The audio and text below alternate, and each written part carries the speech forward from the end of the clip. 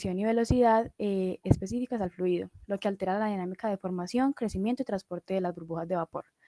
Esto, conjunto con la geometría del ducto, genera condiciones particulares como lo son una mayor intensidad de la convección térmica, la formación de películas líquidas en las paredes en lugar de burbujas esporádicas, aceleración del vapor en la dirección del flujo, un posible arrastre de líquido por el vapor, además de generarse restricciones físicas debido a la geometría que afectan la movilidad de las fases y producen fenómenos complejos. Además, se puede considerar como el efecto gravitacional que, combinado con la geometría confinada, puede provocar acumulación localizada de vapor, eh, por, pues sí, la formación de bolsas de vapor, interrupciones en la película líquida, que pueden derivar en inestabilidades o en el fenómeno que se llama como secado local, pero pues ya más adelante les voy a comentar sobre eso. Puedes pasarla, por favor. Entonces, la ebullición convectiva es un fenómeno de transferencia de calor que se produce cuando un fluido de movimiento alcanza la temperatura de saturación y comienza a cambiar de fase, de líquido a vapor, mientras se encuentra circulando forzadamente a través de un ducto o canal. Y pues el flujo del fluido influye directamente sobre la dinámica de cambio de fase, la transferencia térmica y la estabilidad del sistema. ¿La pagas, por favor? Esta se clasifica según el grado de calentamiento del fluido y su estado térmico. Se reconocen dos principales modos de ebullición convectiva, que es la ebullición subenfriada, que se presenta cuando el fluido en bulto está por debajo de la temperatura de saturación, pero se generan, pero se generan burbujas localizadas en la parte calefactora, donde sí se alcanza la temperatura suficiente para iniciar el cambio de fase. Y la ebullición saturada, que ocurre cuando todo el flujo se encuentra a la temperatura de saturación. La transferencia de calor se da principalmente mediante la evaporación en la interfase líquido-vapor. Normalmente, pues en un ducto se da una ebullición subenfriada cerca a la entrada del líquido, y mientras que la ebullición saturada se desarrolla conforme el fluido avanza y se calienta. Pues como pueden ver acá en esta gráfica, eh, cuando está cercano pues al cero en el eje X, significa que todo es líquido, ya más cercano al 1 todo es vapor seco. Entonces, en esta región subenfriada, que es en la región de X igual a cero, se tiene pues un calentamiento monofásico del líquido, está iniciando pues apenas la ebullición subenfriada y apenas están desarrollando burbujas localizadas en la pared. Eh, y ya luego, pues sí, a medida de que va avanzando ya entre 0 y 1, se dan pues una ebullición nucleada saturada, que es una transferencia de calor gracias a una nucleación activa. Hay burbujas de vapor y hay presencia de líquido. Ya luego se supera el límite de la ebullición nucleada y inicia pues el flujo de calor crítico ya cuando X es cerca a 1. Se forma una película de vapor y se da una reducción brusca de la transferencia de calor. Ya la puedes pasar.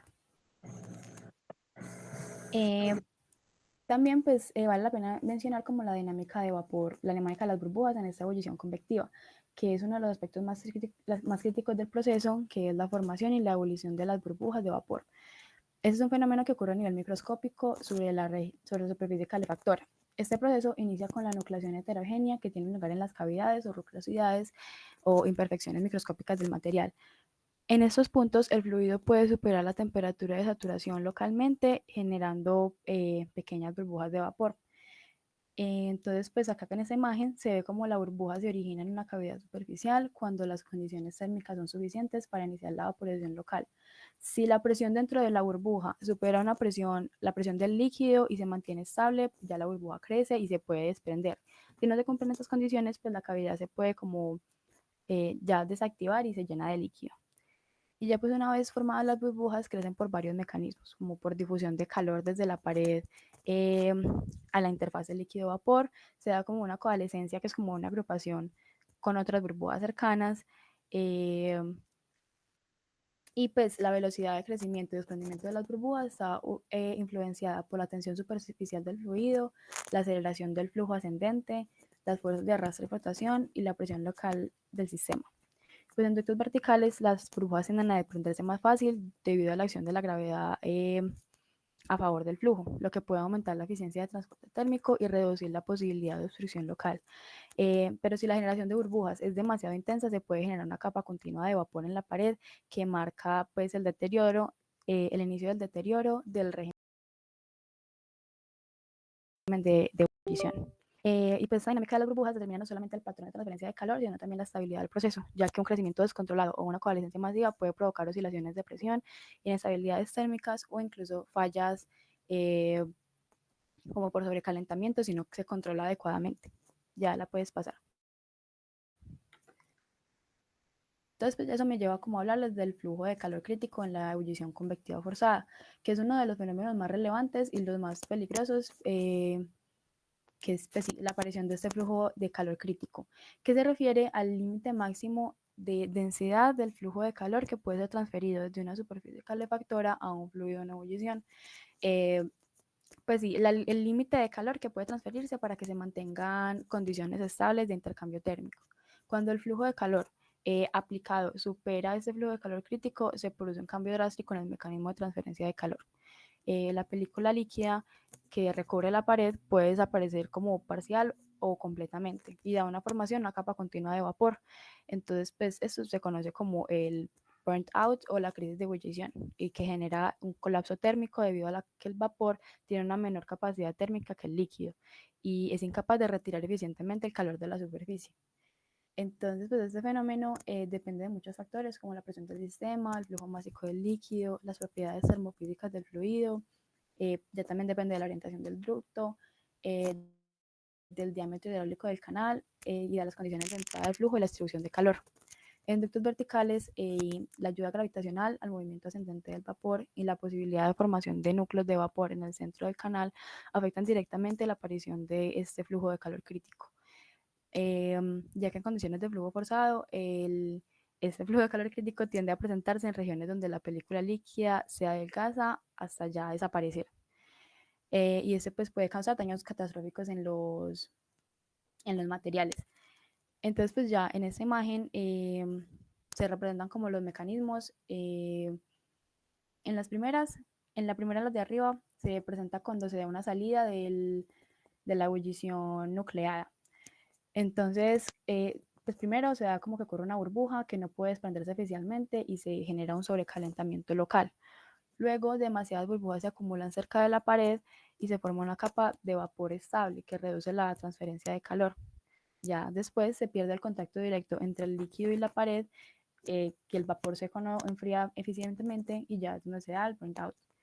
Ya abajo se muestran mecanismos de secado, que es otro método de manifestación del flujo de calor crítico, pero pues ya ese es en flujos anulares, donde la película líquida se interrumpe por inestabilidades, dejando zonas sin enfriamiento.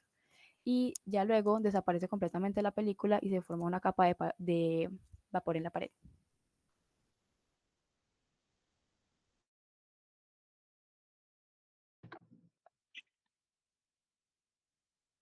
Pasa la otra, porfa, eso ya lo explicaron. Bueno, el flujo burbujeante ocurre cuando el gas está disperso en la fase líquida en forma de burbujas pequeñas y separadas. Las burbujas tienen diferentes tamaños y formas. Las características de este flujo son que las burbujas son relativamente pequeñas comparadas con el diámetro de la tubería. El gas está distribuido de manera homogénea a lo largo del líquido y la velocidad del líquido es mayor que la velocidad de las burbujas, por lo que las burbujas tienden a moverse hacia arriba debido a su menor densidad. El flujo slug o flujo de tapón ocurre cuando la fracción volumétrica de gas aumenta significativamente, lo que provoca que las burbujas crezcan hasta alcanzar el diámetro de la tubería. Estas grandes burbujas se denominan burbujas de Taylor o slugs. Eh, las burbujas de gas alternan con chorros de líquido formando patrones de tapones de gas y líquido, a pesar de que el líquido neto del líquido, a pesar de que el flujo neto del líquido, perdón, es hacia arriba, las burbujas de gas pueden moverse hacia abajo debido a la gravedad y la presión hidrostática. Pásala por favor. El flujo agitado es un régimen de transición entre el flujo tapón y el flujo anular. Este tipo de flujo ocurre cuando la velocidad del flujo aumenta significativamente, lo que provoca una inestabilidad en el sistema. En este régimen, las grandes burbujas características del flujo tapón se rompen debido a la alta velocidad del flujo. Esto genera una mezcla más caótica de líquido y gas. Y también hay movimiento turbulento. El flujo niebla ocurre cuando la fase líquida está presente en forma de una película muy delgada que emula el líquido como gotas en la fase de gas continua. Es el inverso del flujo burbujeante, donde el gas es la fase continua y el líquido está disperso en forma de gotas. La pared de la tubería está mojada de manera local e intermitente por las gotas de líquido que se emulan en la fase de gas continuo. Esto significa que no hay una capa continua de líquido en la pared, sino que las gotas se depositan de manera irregular. Pásala por. El flujo de gas tenue ocurre cuando la película de líquido que recorre la pared interna de la tubería es muy delgada y las gotas de líquido están dispersas en el núcleo del gas. Entonces, conforme aumenta la velocidad del flujo de líquido, las gotas de líquido tienden a coalescer y formar aglomeraciones en el seno del gas. Las características de este flujo es que las películas en la pared de la tubería como es extremadamente delgada, las gotas están distribuidas, es un régimen de flujo bastante estable y deseable para el funcionamiento de muchos sistemas, especialmente en aplicaciones donde se requiere un alto flujo de masa. El flujo anular ocurre cuando el caudal de vapor aumenta significativamente. En este régimen, las gotas de líquido se coagregan en bultos en el centro del flujo, mientras que el líquido forma una película perturbada en la pared de la tubería. Además, pueden aparecer burbujas arrastradas en esta fase. Pásalo por.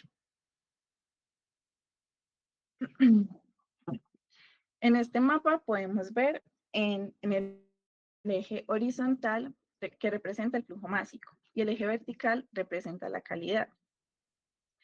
Cuanto mayor sea el flujo, mayor será la contribución del gas al flujo total.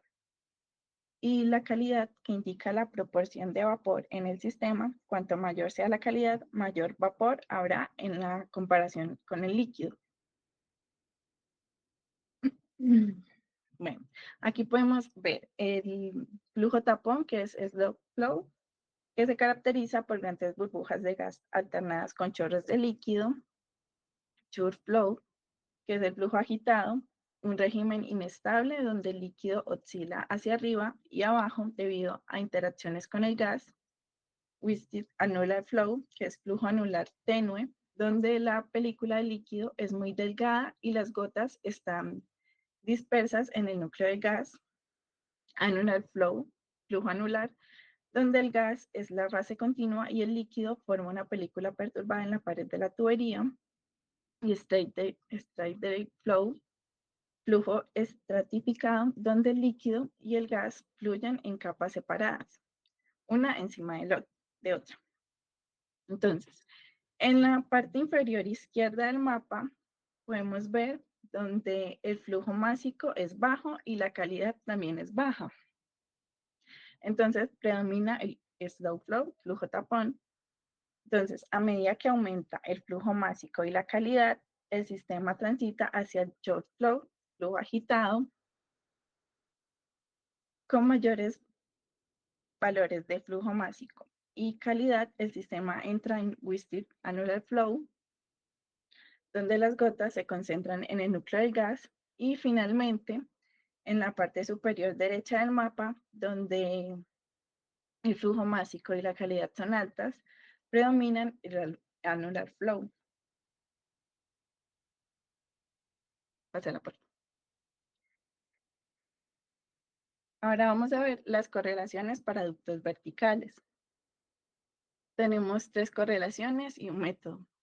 Tenemos la correlación de Shen, Chang, Yugor, Winterford y Strait-Tabor. Empezamos, pásala por favor, con la ecuación general de la correlación de Shen y la ecuación general que sería, que describe el coeficiente local de ebullición, alfa sub Tp, que es la suma de dos términos, que es alfa sub NB, que es el coeficiente de transferencia de calor debido a la ebullición nucleada, y alfa sub CB, que es el coeficiente de transferencia de calor debido a la ebullición convectiva. Y también se puede expresar en función de alfa sub Fz, que es el coeficiente de transferencia de calor de ebullición en estanque, que es dado por la correlación de Foster and Suber. S, que es la fracción de superficie activa de ebullición. Alfa sub L, que es el coeficiente de transferencia de calor para líquidos, dado por la correlación de Vitus-Volter. Y F, que es la superficie inactiva de ebullición. En la correlación de Foster-Suber 1955 se usa para calcular alfa sub Fz asociada a la ebullición en estanque. Esta ecuación depende de propiedades como la conductividad térmica, el calor específico, la densidad, la tensión superficial, la viscosidad, el calor latente de vaporización, el supercalentamiento y el grado de presión reducido. La correlación Ditus-Volter se usa para calcular alfa sub L, que es el coeficiente de convección del líquido en flujo forzado. Se usan los números adimensionales Reynolds-Kahn y también se incluye la conductividad térmica del líquido y el diámetro hidráulico del tubo. Pásala por. Además, se usa el factor de supresión de la nucleación, donde S varía entre 0 y 1. Cuando Reynolds es bajo, S es aproximadamente 1. Y cuando Reynolds es alto, S disminuye, indicando que la nucleación está más suprimida debido al flujo rápido de líquido. El multiplicador bifásico F tiene en cuenta la interacción entre las dos fases líquido y gas en el sistema, donde XWT es el parámetro de Martinelli que describe la relación entre las propiedades de las fases líquidas y gaseosas. Este parámetro de Martinelli, donde X representa la fracción volumétrica de la fase gaseosa, está la densidad del gas, la densidad del líquido, la viscosidad dinámica del gas y la viscosidad dinámica del líquido.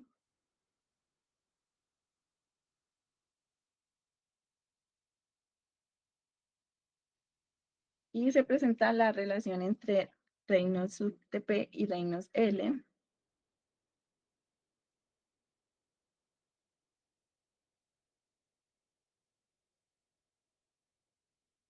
Bueno, esta correlación de Shen requiere un método iterativo para resolver las ecuaciones porque algunas variables dependen de otras de manera cíclica. Por ejemplo, S depende de Reynolds sub Tp, Reynolds sub Tp depende de F. Entonces, por lo tanto, se inicia con valores iniciales razonables y se iteran hasta que las soluciones converjan.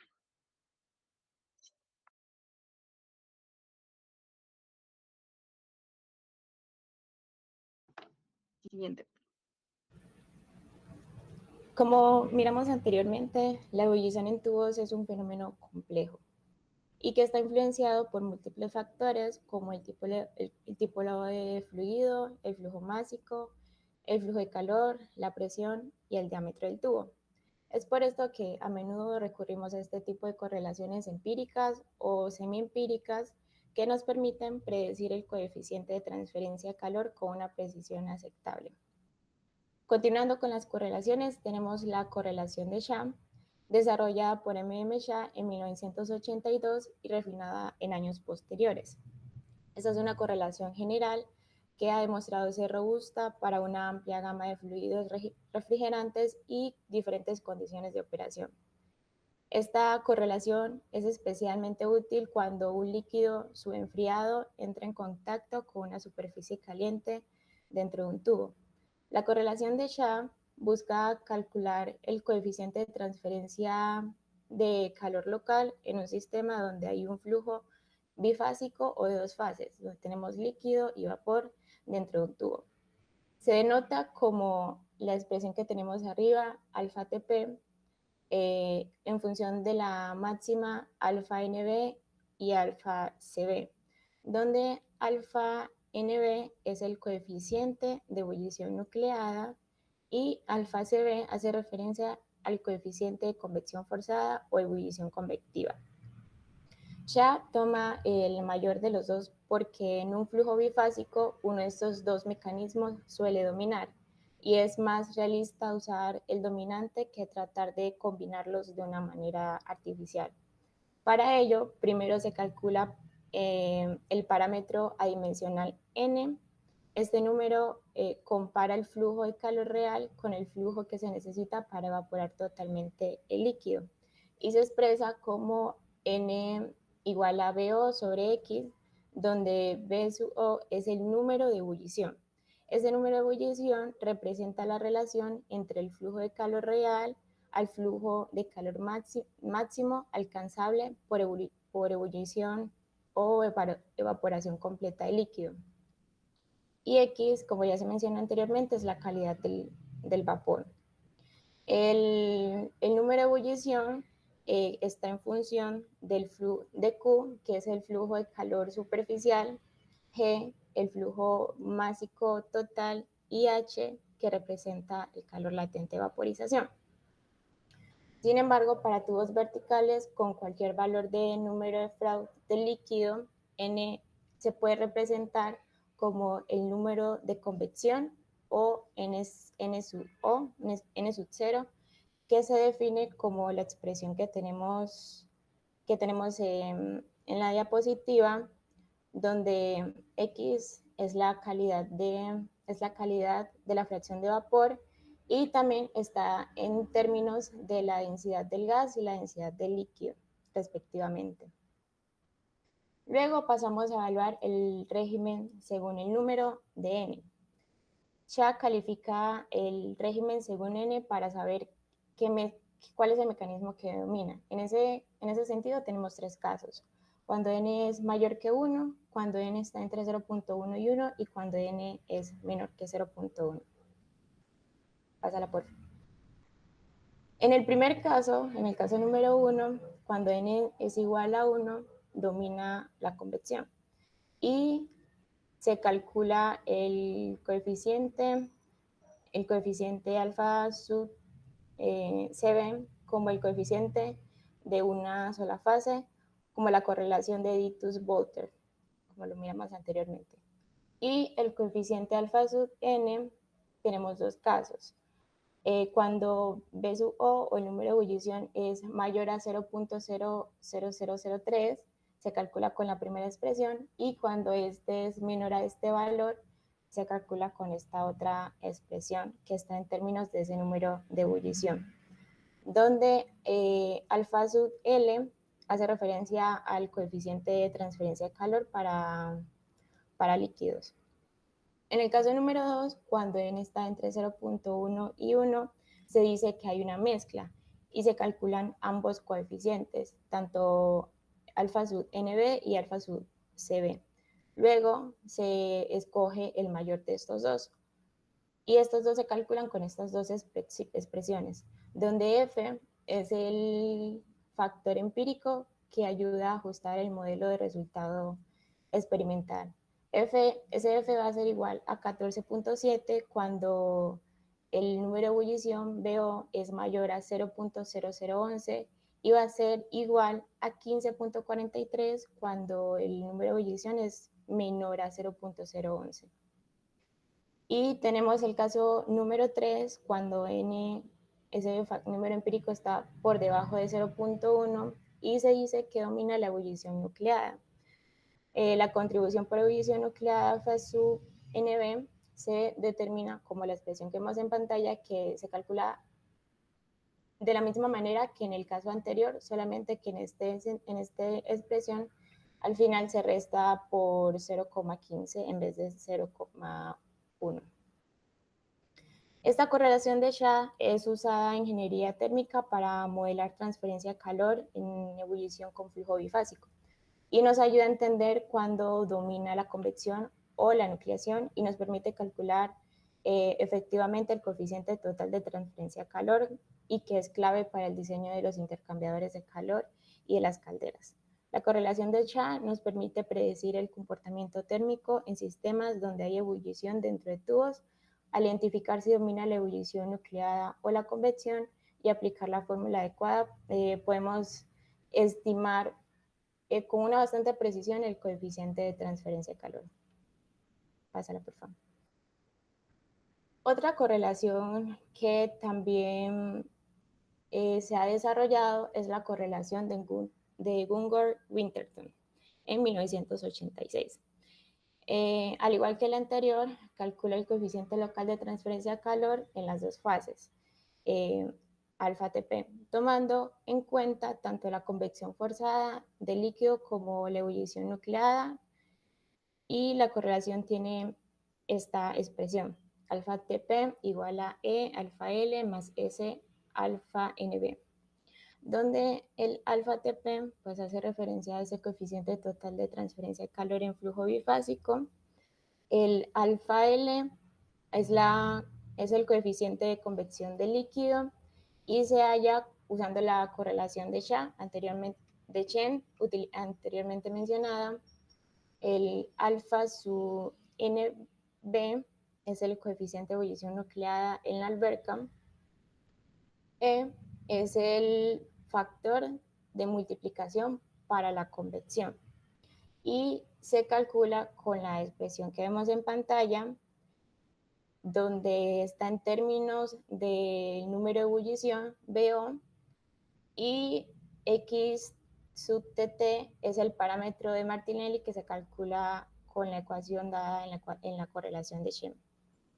Ese factor aumenta la contribución de la convección forzada conforme sube el flujo de calor y la calidad del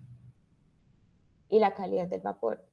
Y luego tenemos también que esta correlación está en términos del factor de supresión S. Este factor se calcula con esta expresión y está en términos del número de reino del líquido, calculando con la fracción másica líquida. Ese factor S reduce el factor de la ebullición nucleada cuando hay mucho flujo convectivo, porque el fuerte arrastre impide la formación estable de burbujas.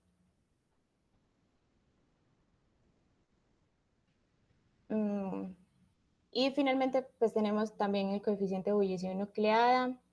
Pásala, porfa. Ese coeficiente se obtiene usando la correlación como la de Cooper o se toma a partir de tablas experimentales, que las miraremos más adelante. Sirve como referencia base en muchas correlaciones para estimar la transferencia de calor cuando hay una mezcla de líquido y vapor en el movimiento dentro de los tubos, y se usa como un punto de partida y la corregimos con factores que consideran el flujo y la geometría del sistema.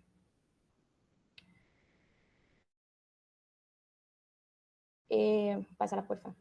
Y finalmente tenemos el método de Steiner-Taborek. Este método busca estimar el coeficiente local de transferencia de calor en un flujo bifásico.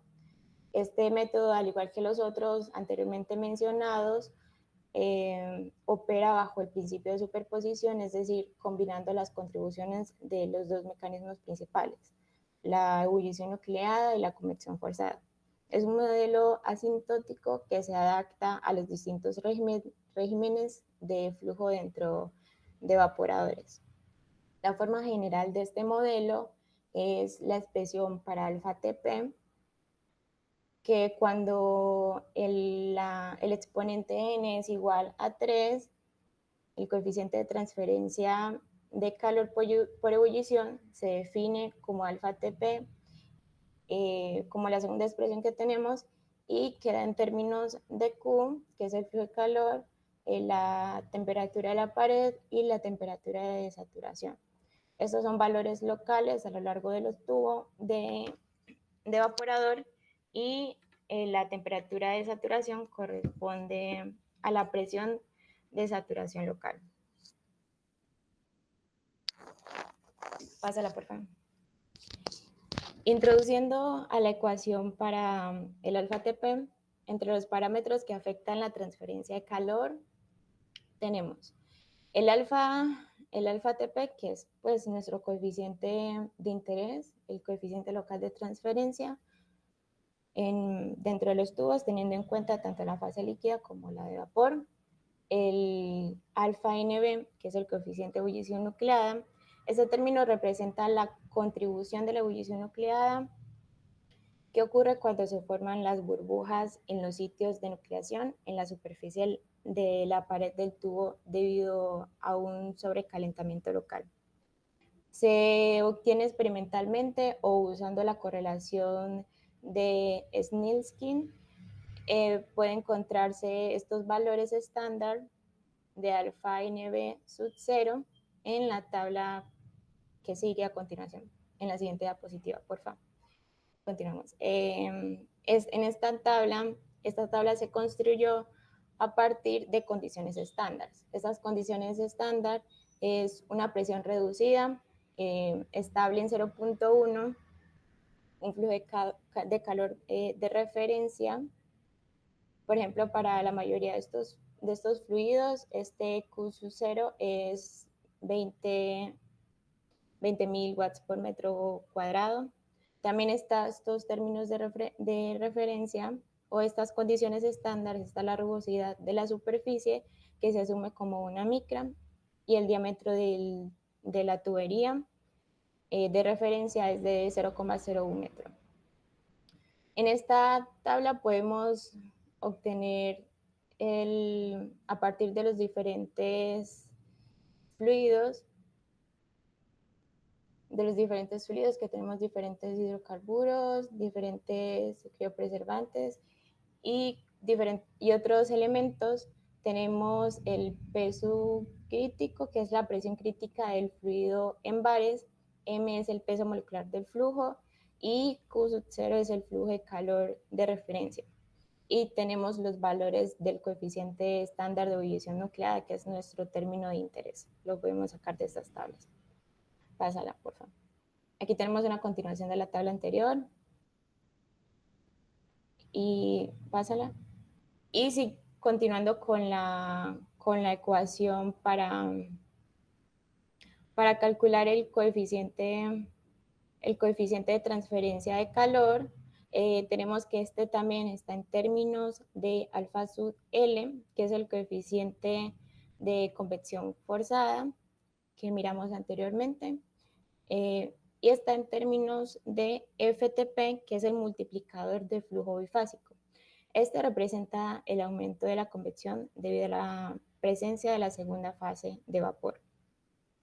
También, y finalmente está en términos de F sub Nb, que es el factor de corrección de ebullición nucleada. Ese factor corrige el coeficiente de ebullición nucleada estándar por efectos de el flujo de calor, el diámetro, la rugosidad y el peso molecular.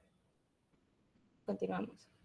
La ecuación para este factor de corrección F sub Nb es esta expresión donde F sub PR es el factor de correlación para la presión, válido para valores menores de presión menores a 0.95 y F sub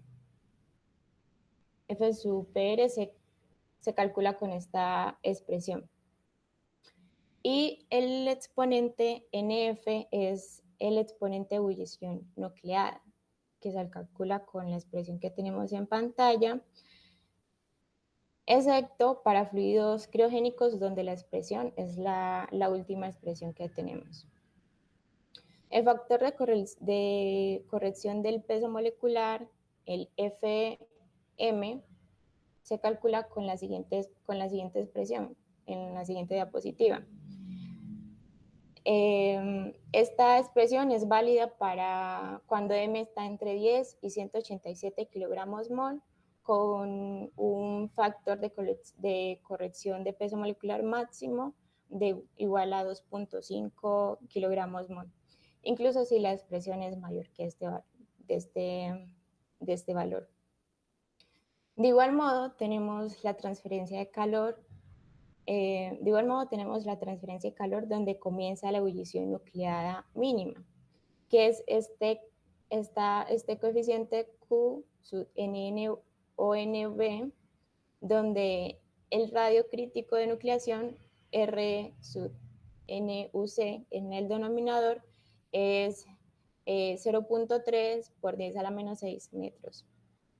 Este flujo de calor mínimo para inicio de ebullición nucleada, denotado con esa expresión, es un parámetro crítico en la transferencia de calor y se utiliza para saber cuándo exactamente inicia la formación de burbujas sobre una superficie caliente. En el valor mínimo de flujo de calor necesario para que ocurra la ebullición nucleada en una superficie sumergida en un líquido. Antes de alcanzar este valor mínimo Q, todo el calor se transfiere al líquido por convección natural o forzada. Nos permite predecir el régimen de ebullición. Es decir, que si Q o el flujo de calor es menor a este Q mínimo, no hay ebullición nucleada. La transferencia es solo convectiva. Y si Q o el flujo de calor es mayor o igual a este valor mínimo, comienza la ebullición nucleada y aparecen las burbujas en la superficie. Continuamos, por favor. El coeficiente local de convección forzada, que lo mirábamos en la primera ecuación, para la fase líquida se puede calcular utilizando la correlación de Nielinski, NU sub L, donde el factor de fricción, donde está en términos del factor de fricción de Fanny, el número de Prandtl y el número de Reynolds líquido. El factor de fricción de Fanny, F, se calcula como la expresión que tenemos aquí, y el número de Reynolds líquido se calcula con la masa total del líquido más vapor.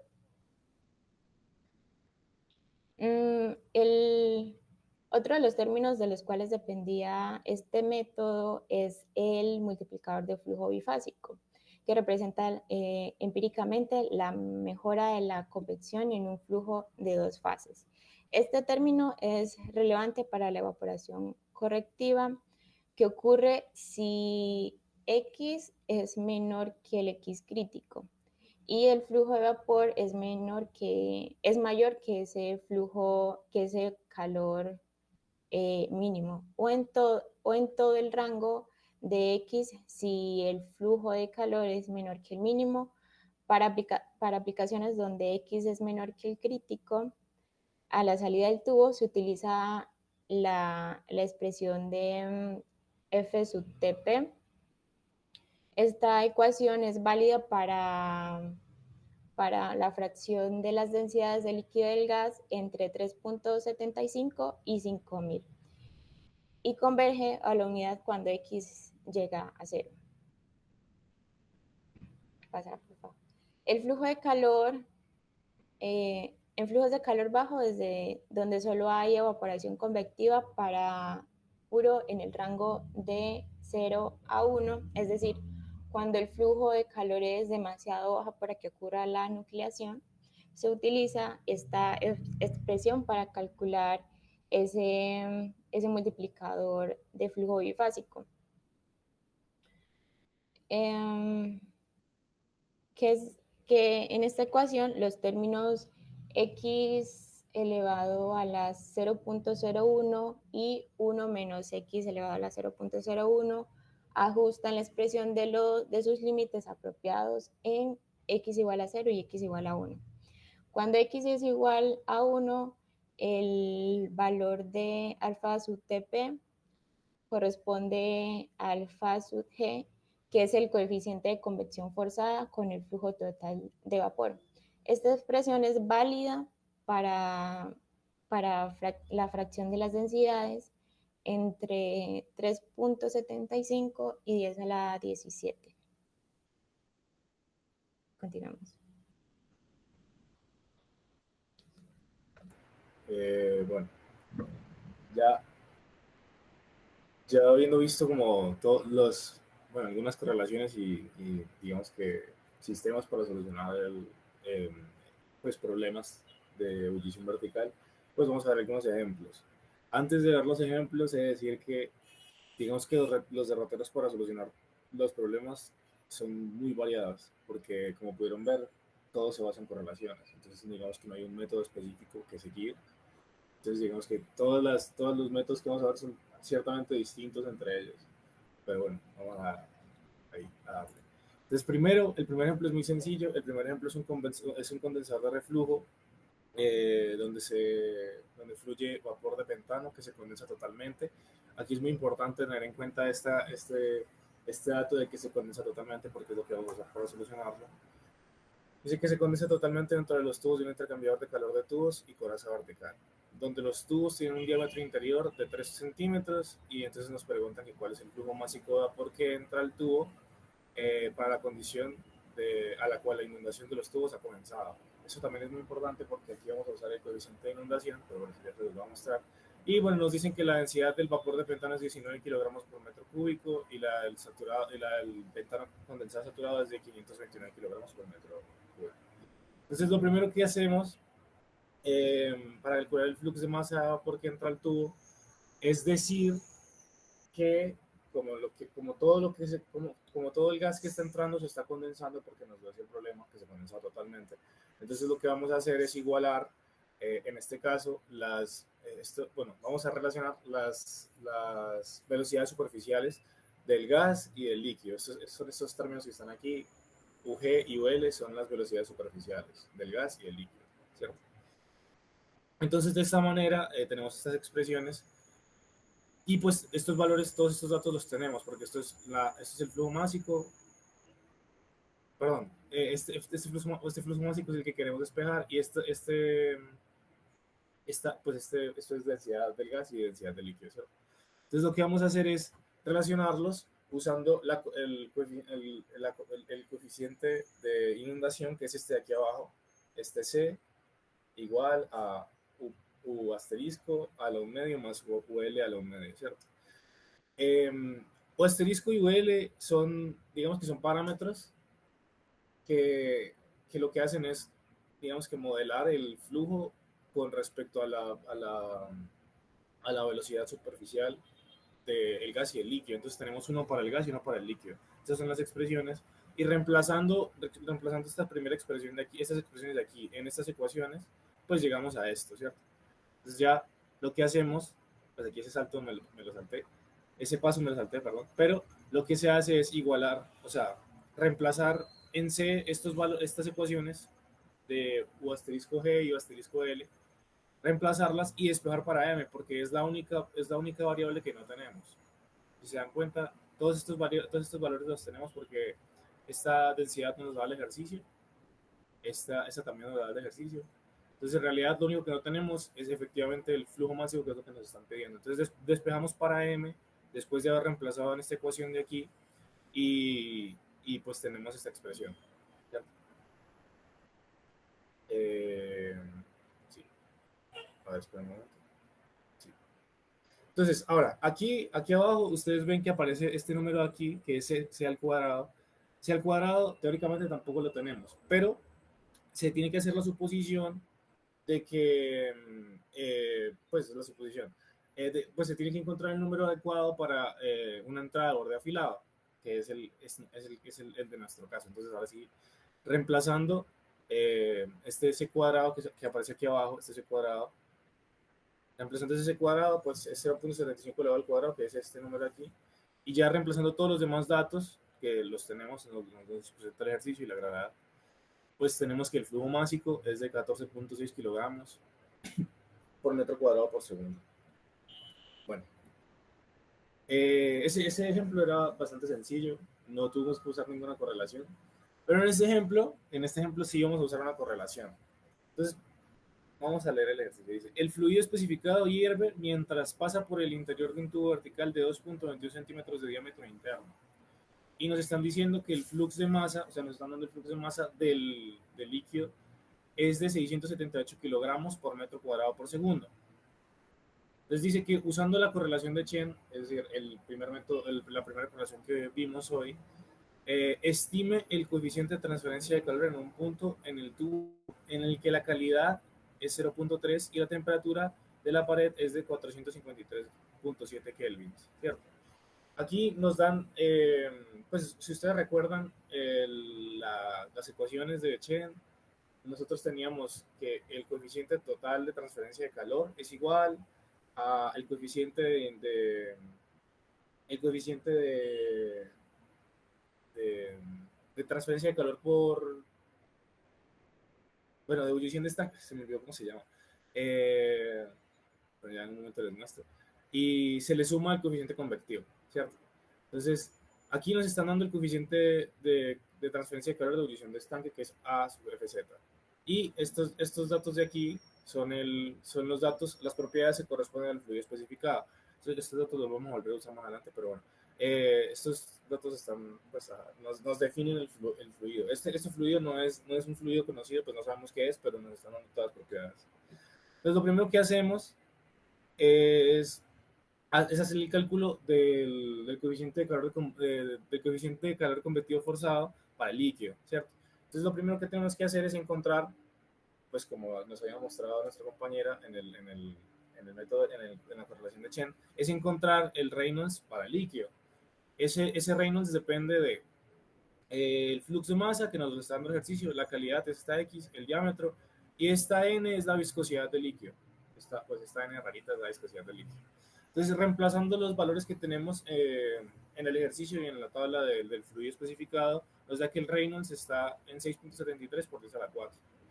Posteriormente calculamos el número de Prandtl, que también necesitamos para calcular el coeficiente convectivo forzado, como pueden ver aquí abajo. Y pues igual, todos estos valores los tenemos, el calor específico, la viscosidad, y esto es,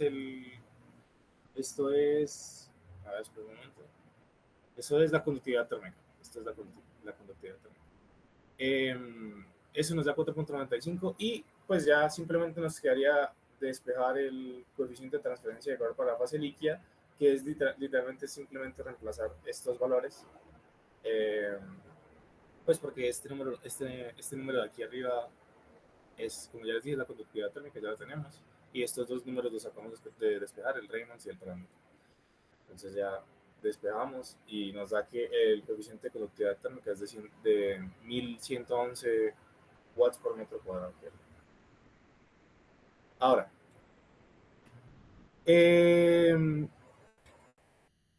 ahora vamos a usar el parámetro de Lockhart-Martinelli.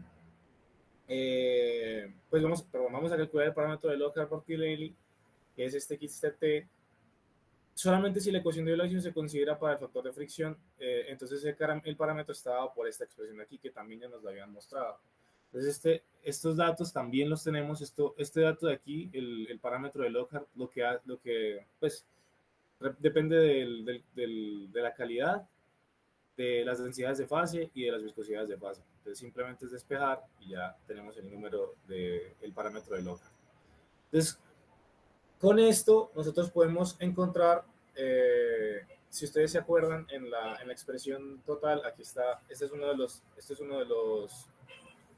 valores que se suman para la expresión del coeficiente de transferencia, para la expresión del coeficiente de transferencia de calor total, con el método de Chen, con la correlación de Chen, es el alfa FC, ¿cierto? Que es el coeficiente convectivo forzado, ¿cierto? Entonces, nosotros tenemos que encontrar el multiplicador que multiplica al alfa líquido, al alfa de convectivo forzado para el líquido. Entonces, eso estaba por el parámetro de Lockhart. Bueno, depende del parámetro de Lockhart. Reemplazamos el parámetro de Lockhart y llegamos a que el coeficiente convectivo es 3.949. Y ya simplemente, pues para calcular el coeficiente convectivo forzado sería simplemente reemplazar los dos valores que acabamos de despejar y nos da 4.388. Ahora, la segunda parte la segunda cosa que necesitamos para resolver, pues para encontrar el coeficiente total es el de ebullición nucleada. Ese es el que se me ha olvidado el nombre, perdón. El coeficiente de ebullición nucleada. Entonces, para hallar el coeficiente de ebullición nucleada, vamos a hallar el número de Reynolds de bifásico como lo definimos antes. Entonces, esta F es la misma F que acabamos de calcular, esta F de aquí. Y, esta F es la misma F de aquí. Y este Reynolds es el Reynolds líquido que también calculamos antes, este de aquí, 6.73 por 10 a la 4 y 3.949. Pues aquí simplemente es despejar el Reynolds bifásico y nos da pues el Reynolds que vamos a usar para la correlación de Chen, ¿cierto? Aquí para hallar el factor de supresión. Y entonces, con este valor del Reynolds, pues ya simplemente lo que nos queda simplemente es reemplazar el valor del Reynolds bifásico en el factor de supresión, en la ecuación del factor de supresión, y obtenemos el valor del factor de supresión, que es 0.1064. Entonces, la manera de hallar el coeficiente de ebullición nucleada es básicamente multiplicar el factor de supresión por el factor de transferencia de calor de estanque o de piscina, ¿cierto? Entonces este valor, como si recuerdan, pues se los vamos a ver aquí, nos da el ejercicio. Esto en realidad se puede calcular, solamente que este ejemplo este ejemplo en el libro es como una continuación de otro ejemplo porque van todos en serie. Entonces, digamos que en el ejemplo anterior se debía calcular, pero nosotros escogimos este. Entonces, pues ahí está. Este valor digamos que nos da el ejercicio, nosotros lo calculamos antes. Y entonces simplemente es multiplicar los coeficientes multiplicar el factor de supresión con el coeficiente de piscina, y nos da que el coeficiente de ebullición nucleada es 586 watts metro cuadrado Kelvin. Entonces, como ustedes ya habían visto, la correlación de Chen lo que dice es que nosotros podemos encontrar el coeficiente total sumando esos dos coeficientes. Y ya simplemente se hace la suma y tenemos el valor del coeficiente total, que es 4.974 watts por metro cuadrado Kelvin. Es lo que nos estaba pidiendo el ejercicio. Ahora, ese era el ejemplo 2. Ahora, el ejemplo 3 también usa el mismo fluido especificado, que pues o sea, las mismas condiciones, las mismas propiedades que habíamos usado antes. Este ejemplo es más largo, entonces tengo que explicar dos cosas antes. La primera es que, bueno, primero le damos el ejercicio. El fluido especificado del ejemplo 2 entra en un tubo vertical de longitud de 3.048 metros y de diámetro interno de 2.21 centímetros, con un subenfriamiento de entrada de 23.26 kilojoules por kilogramo y con un flux de masa de 678 kilogramos por metro cuadrado por segundo. Entonces, todo esto aplica al fluido especificado, que es el del ejemplo anterior. Dice, si el tubo es calentado uniformemente, calcule el flux de calor crítico requerido para comenzar el secado superficial en el extremo del tubo. Entonces, a ver, aquí el método que se va a usar es un método que no explicamos, digámoslo así. Es un método que se llama método de escalado de Ahmad, que lo que hace es que uno coge y tiene este fluido que no conocemos, no sabemos qué es, no conocemos su comportamiento en general. Entonces lo que se hace es que se escala con las propiedades del fluido se escala el fluido a como si fuera agua. Es decir, nosotros encontramos un espacio o un sitio, unas condiciones en las que el agua se comporta como el fluido que queremos evaluar. ¿Esto por qué? Porque vamos a aplicar una correlación que se llama la correlación de Bowring, que básicamente es lo que nos permite hallar el flux el flux de calor crítico para el agua, y después, como hicimos un escalado, este escalado nos permite usar este mismo flux de calor crítico para despejar el flux de calor crítico del fluido como tal y no el del agua. Eso suena muy complicado, pero ya les voy explicando. Entonces aquí tenemos esta expresión que está en morado. Esta expresión es, digamos que, la que se usa para llegar al flux de calor crítico para el agua, pues sí, para el agua. Entonces aquí esta expresión depende de muchas cosas, depende de A, de C, de L, L es la longitud, del flujo másico y el coeficiente de superenfriamiento, ¿cierto? El superenfriamiento. Entonces, ahí se que son los que no tenemos, no sabemos qué son, todos están dados por estas ecuaciones, ¿cierto? Entonces ahí se dependen de F1, F2, F3 y F4. Entonces F1, F2, F3 y F4 están dadas por estas ecuaciones y entonces, y esas ecuaciones están dadas todas por una presión relativa, que la presión relativa es pues la presión real, pues la presión real, sí, con respecto a 1000 psi. Este número de acá abajo, estos 6.895 por 6 son están pascales. Entonces esto es como, pues es pasar 1000 psi a pascales y esta es la presión relativa, ¿cierto? Entonces vamos a usar estas dos, ese método de AMAD y la correlación de Boring para solucionar el problema. Entonces lo primero que se hace es, como les expliqué es encontrar un sistema o unas condiciones equivalentes de nuestro fluido con las del agua. Entonces para esto nosotros usamos las densidades de fase, establecemos un cociente entre las densidades de fase, la densidad de la fase líquida y la densidad de la fase gaseosa.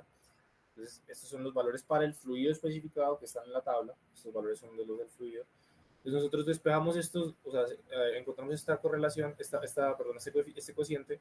Y con este cociente nosotros vamos a tablas, o de la manera que quieran, vamos a tablas y encontramos un valor para la presión en el agua, un valor en las tablas del agua, para cuya presión, una presión para cuyas densidades divididas, o sea, para el coeficiente de las densidades del agua que sea igual o aproximadamente igual al del fluido especificado. Entonces, por ejemplo, nosotros tenemos, nosotros sabemos que, bueno, nosotros encontramos que esto ocurre en 4.895 megapascales en el agua.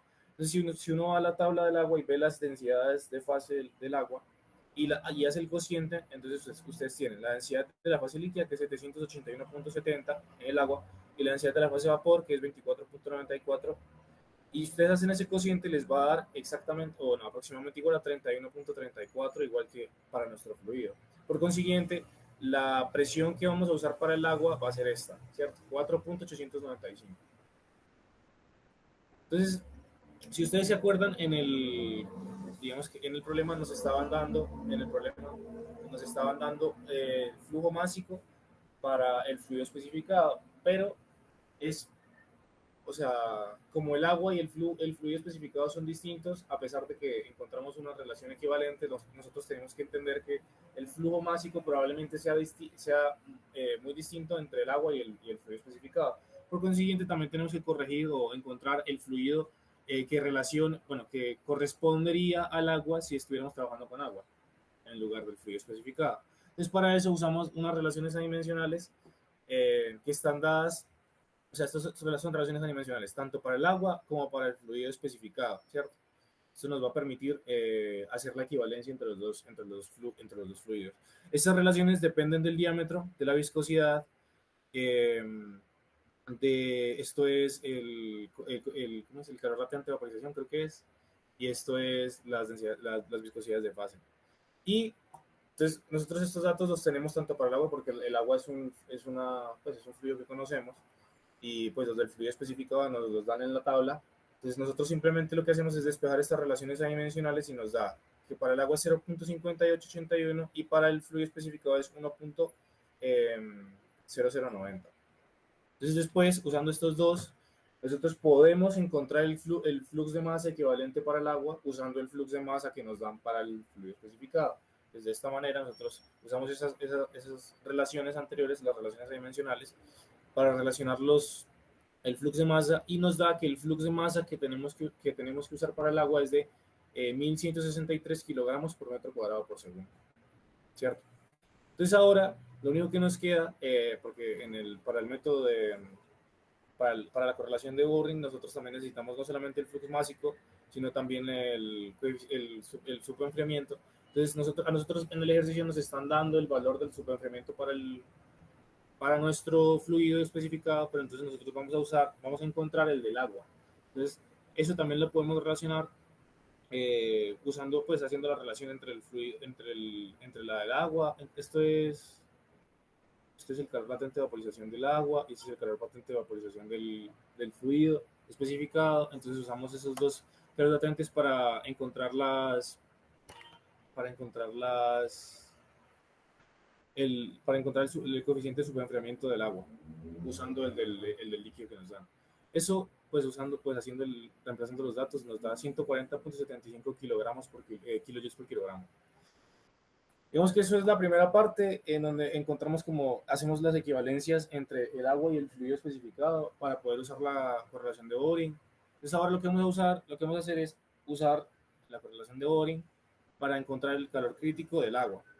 Entonces lo primero que hacemos, pues lo primero que necesitamos hacer es encontrar justamente esa presión relativa que corresponde a los 1000 psi, que como les dije es el 6.895. Entonces simplemente reemplazamos la presión que habíamos encontrado para el agua, que es 4.895 megapascales, la reemplazamos en esta presión en esta fórmula de la presión relativa, y entonces encontramos que la presión relativa es de 0.710.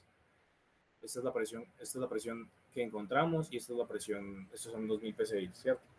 Todo en pascales. Entonces después, con este valor de la presión relativa, podemos encontrar pues las ecuaciones F1, F2, F3 y F4, que todas dependen de ese valor de la presión relativa. Entonces encontramos todos esos valores, ¿cierto? Los tenemos aquí, y ya con esos valores nosotros podemos hallar directamente los valores de A y C. Entonces hallamos los valores de A y C para el calor crítico, para el flujo de calor crítico, y pues esto simplemente reemplazar las ecuaciones que les mostré al principio, y los reemplazamos en la ecuación final del calor crítico para el agua, ¿cierto? Esto simplemente es reemplazar, ahí solamente lo que se hizo fue reemplazar los valores de A a C y del flux que encontramos antes y el coeficiente superenfriado. Entonces esto nos da 2.025 megawatts por metro cuadrado. Entonces ahora, como nosotros hicimos un escalado, bueno, este número de aquí, no sé si se acuerdan, pero nuestra compañera nos mencionó el número de ebullición, y nos dijo que ese número de ebullición es igual al calor crítico sobre el flujo másico por el coeficiente, por el caratante de vaporización líquido gas, ¿cierto? Entonces lo que vamos a hacer es simplemente reemplazar, esto es para el agua, ¿cierto? Porque esta W de aquí abajo nos está diciendo que es para el agua. Entonces lo que vamos a hacer es hallar ese número de ebullición con todos estos valores que los tenemos tanto los valores para el agua, que es el caratante de vaporización, y esos valores de aquí arriba, este valor lo encontramos y este también lo encontramos. Entonces hallamos el número de vaporización, el número de ebullición, y este número de ebullición, por el método que habíamos usado, por el método de escalado de Amat, nosotros podemos decir que es exactamente igual tanto para tanto para el fluido especificado como para el agua, solamente por el escalado que hicimos. Entonces de esta manera vemos que se nos facilita mucho el proceso de encontrar este flujo de calor crítico que vamos a hacer ahora, porque como ya tenemos este número de vaporización, este número de ebullición, que es realmente lo más complejo, porque este dato de aquí nos lo da el ejercicio, y este dato también nos lo da el ejercicio que está en la tabla. Entonces lo único que tenemos que hacer es reemplazar con este número de vaporización que encontramos por el método de escalado para hallar el flux crítico que corresponde al fluido especificado. Entonces este 678 que está aquí, pues para que vean, este 678 que está aquí es especial, es el número que nos daba al principio del ejercicio para el flux másico. Y estos datos pues son datos que nos dan la tabla de las propiedades del fluido, y este pues es el mismo número que acabamos de encontrar, el número de ebullición. Entonces nosotros podemos llegar a la conclusión de que el flux de calor crítico para el fluido especificado y para el agua, que son el mismo, es de 0.1951 megawatts por metro cuadrado.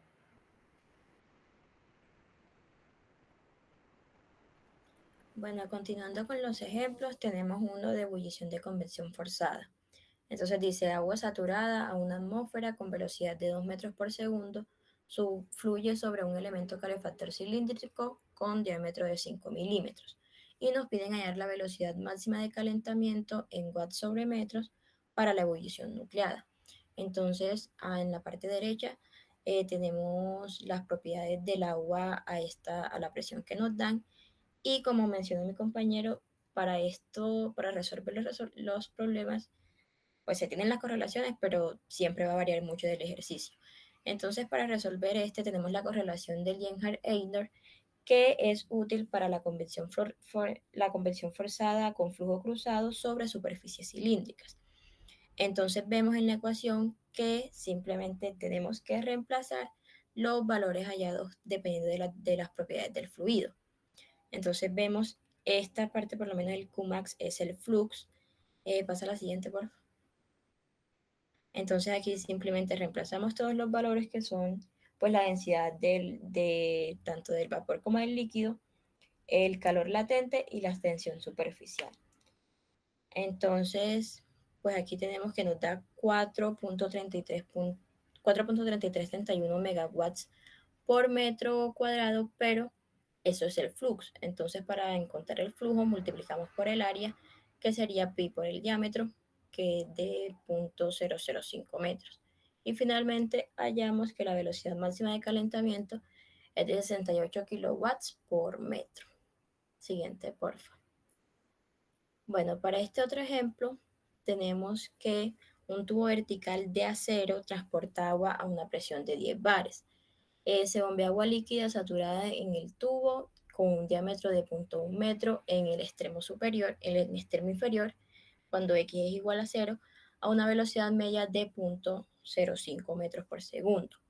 Tenemos que el tubo está expuesto a una combustión de carbón pulverizado, por lo que se proporciona un flujo de calor uniforme de 100.000 watts por metro cuadrado.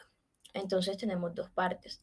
Primeramente nos piden determinar la temperatura de la pared del tubo y la calidad del agua que fluye a una posición de 15 metros y nos dan una suposición. Y la segunda parte es como la continuación de la primera, que sería hallar la temperatura de la pared a una posición más allá de 15 metros, teniendo en cuenta que el flujo monofásico de vapor presenta una temperatura media igual a la temperatura saturada. Siguiente, por favor. Pues aquí vemos un pequeño esquema del dibujo y vamos a asumir que estamos en estado estable y que las propiedades son constantes. Nuevamente aquí tenemos una tabla de las propiedades, tanto para el vapor de agua saturado, sí, para el agua saturada como para el vapor de agua. Siguiente, por favor. Entonces, esta va como por partes. Queremos hallar la temperatura de la pared, pero pues para llegar a la expresión que vamos a necesitar, primero tenemos que hallar como pasitos. Entonces, primeramente hallamos la calidad del agua, que está dada por el flujo másico, que se da por la densidad, la velocidad media que nos dieron y el área del cilindro. Al reemplazar, encontramos que el flujo másico es de 0.348 kilogramos por segundo. Y reemplazamos en la calidad. Vemos que pues nos dan el flujo másico, el diámetro, X, que será la distancia que queremos calcular. El flujo másico lo acabamos de hallar. Y tenemos también por tablas de propiedades el calor latente. Finalmente, la calidad, que sería realmente la fracción másica de vapor medio, sería 0.672. Entonces, ahora para hallar la temperatura de la pared, calculamos primeramente el número de Reynolds, que está dado también por la velocidad media que nos dieron, el diámetro sobre el vapor del líquido. Y nos da 2.97 por 10 a la 4, o sea, estamos en un régimen turbulento. Siguiente, por favor. Después utilizamos la correlación de Nielinski y utilizamos la correlación de Nielinski. Entonces, este está dado por el número de Prandtl, que también lo tenemos dado por la tabla de propiedades, y el factor de Darcy lo podemos hallar por la relación dada por Nielinski también. Entonces, aquí es simplemente reemplazar los valores y también obtenemos un número adimensional de 84. Finalmente, reemplazamos en el coeficiente convectivo de una fase de una fase. Y pues tenemos el número hallado anteriormente, la conductividad del líquido sobre el diámetro. Entonces acá tenemos el coeficiente convectivo bifásico sobre el coeficiente convectivo monofásico líquido. Entonces de ahí despejamos H, que es lo que estamos buscando, y nos da, pues teniendo en cuenta que está dado también por la fracción molar que haya, por la fracción másica de vapor que hayamos primeramente, también dado por el número de Freud, y teniendo en cuenta también la especificación que nos dieron, que tomáramos SF igual a 1. Pues al reemplazar, al reemplazar nos da de 10.3 para el coeficiente convectivo de una fase. Siguiente, por favor. Pues también tenemos en cuenta el flujo másico, dado también por el número de Freud, y al reemplazar, pues aquí ya tenemos la expresión para hallar la temperatura en la pared del tubo, que está dado por la temperatura de saturación, por el flujo calórico, por el flujo de calor que nos dieron, sobre pues el coeficiente de convección que acabamos de hallar, y nos da que la temperatura para una distancia de 15 metros es de 470 Kelvin o 197 grados Celsius. Siguiente, por favor. En la segunda parte, entonces, nos piden es hallar la temperatura de la pared, pero cuando ya estamos más a una distancia mayor de 15 metros. Entonces, pues el flujo másico no cambiará, pero la viscosidad sí. Entonces, si la viscosidad cambia, nos va a cambiar también el número de Reynolds y por consiguiente el coeficiente de convección, ya que esto se halla pues en una serie de pasos. Entonces, nuevamente calculamos el número de Reynolds teniendo en cuenta el flujo másico que habíamos hallado en la primera parte. Pues aquí utilizamos la viscosidad del vapor y pues tenemos que también nos da un Reynolds turbulento. Reemplazamos también en el coeficiente de Nielinski, y finalmente tendremos un coeficiente de convección de 196 watts por metro cuadrado Kelvin. Y tendremos también que la temperatura de la pared de un tubo para una distancia más allá de 15 metros es de 964 Kelvin o 691 grados Celsius. Siguiente, por favor. Bueno, en este otro ejercicio nos piden estimar el coeficiente de transferencia de calor de ebullición nucleada en la parte de pool para el agua que hierve a presión atmosférica en la superficie exterior de un tubo de platino de 10 milímetros de diámetro, mantenido 10 grados Celsius por encima de la temperatura de saturación. También tenemos entonces una tablita de propiedades dadas por la presión del fluido, y asumimos que vamos a trabajar en estado estable. Siguiente, por favor. Bueno, para esta usamos la correlación de Rosenau. Vemos que nos dan,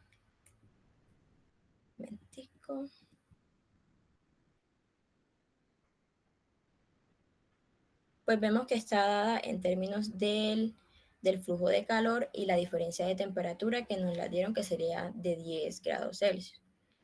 Pero más desglosada entonces está en términos de la viscosidad, calor latente, la diferencia de densidades, el calor específico, el número de Prandtl, y pues sí. Entonces, teniendo en cuenta el tipo de material, vamos a hallar el C sub F y el N. Vemos que estos son los valores para el platino específicamente, y pues el resto de valores que necesitamos los obtenemos de la tabla de propiedades. Entonces es simplemente reemplazar y vamos a obtener un coeficiente de convección un coeficiente de transferencia de calor por ebullición nucleada de 13.690 watts por metro cúbico, por metro cuadrado, perdón, por Kelvin. Y pues siguiente, ya eso sería todo. Gracias.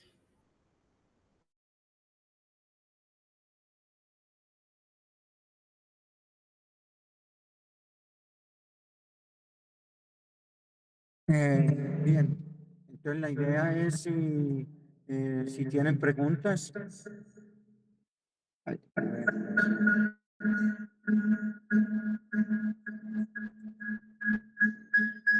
Un momentico.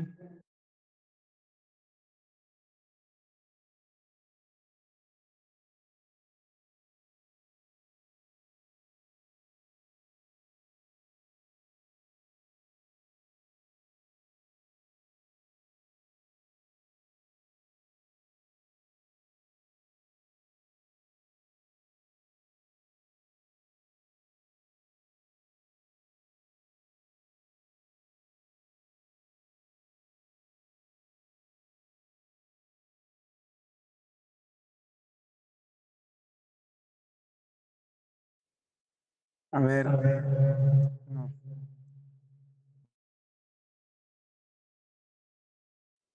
¿Aló? Ahí me escuchan mejor. Sí, sí. ¿Me escuchan mejor ahí?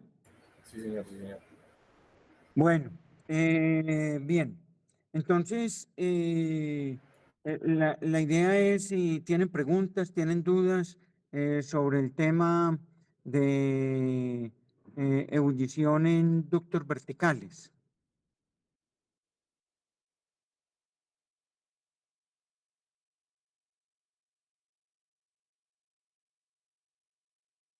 Bueno, veo que no hay dudas. Realmente en esta presentación pues hay varios ejemplos, los que nos mostraron ahí en la presentación, todos ellos pues muy interesantes y sí me gustaría, digamos, como, o sea, en o sea, las presentaciones que tengo en el curso, lo que veo yo es que ustedes resumieron lo de los ejemplos de las dos presentaciones en uno solo. Entonces me gustaría si me enviaran esa presentación. Sí, profe, nosotros la mandamos. Profe, pero yo tengo una pregunta. Es que nosotros, por ejemplo, los primeros ejemplos, los que yo expuse, yo intenté encontrar, busqué todos los libros que encontré y no sé de dónde se los sacaron, entonces digamos que no tengo como, pues para poner la fuente de dónde sacaron o sea, la fuente del libro que usaron. ¿Usted sabe qué libro usaron ellos para esos ejemplos? Porque yo no los A encontré. ver, yo recuerdo que hay algunos libros, por ejemplo, eh, a ver, uno, el de Adrián Beillán, otro es el de Hewitt. Prácticamente, yo creo que la mayoría salieron fue del Hewitt. La mayoría de los, que es el libro Process Heat Transfer, el de Hewitt. ¿Consultaste ese? No, pues es que como usted puso en la página, dice que estaba basado en el de Bellan. Yo descargué el de Bellan, descargué el Incorpora, descargué el de Senger, pero no sé, no he revisado el de Himmel. Ya reviso el de No, o sea, esos ejemplos están en el Process Heat Transfer, el de Hewitt.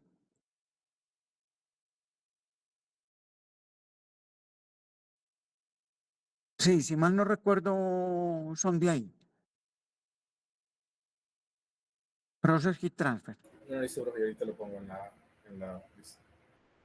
Y le paso el de PPTs. ¿A dónde se lo mandamos, profe? ¿Al correo? Sí, sí, me lo envían al correo si me hace el favor. Listo. Bueno, entonces recuerden, ya aquí hay otra tarea para ductos verticales. La tarea también en grupos.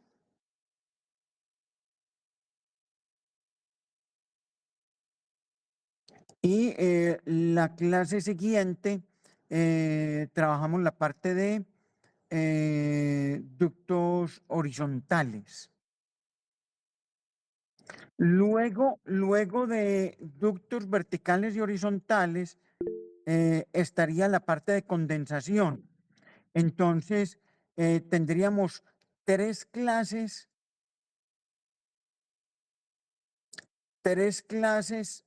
de acá en adelante antes de las exposiciones de diseño. Y las exposiciones de diseño también son tres clases. Y ya luego de esas exposiciones de diseño, ya viene el segundo parcial.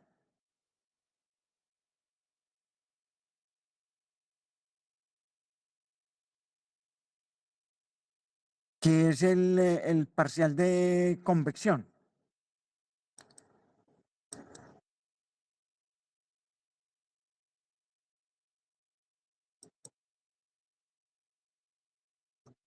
Bueno, ¿alguna pregunta?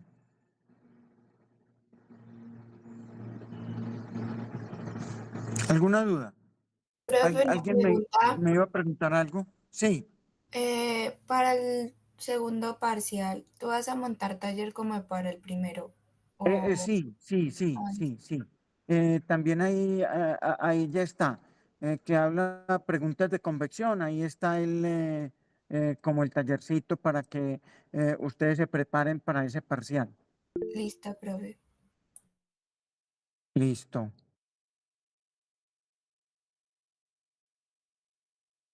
Bueno, ¿alguna duda, alguna inquietud?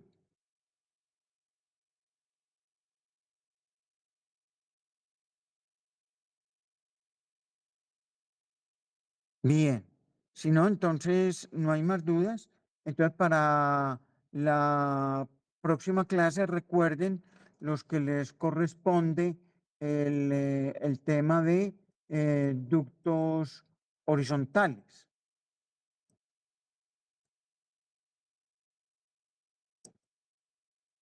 Bueno, el tema de ductos horizontales, voy a ver acá, programa del curso. Es el grupo 12, profe. ¿Cómo? ¿El grupo Es el qué? grupo 12. Ah, bueno, sí, ductos horizontales y no equilibrio termodinámico.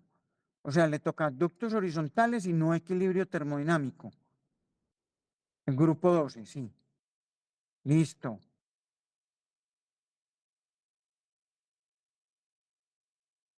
Bueno, entonces será hasta la próxima clase.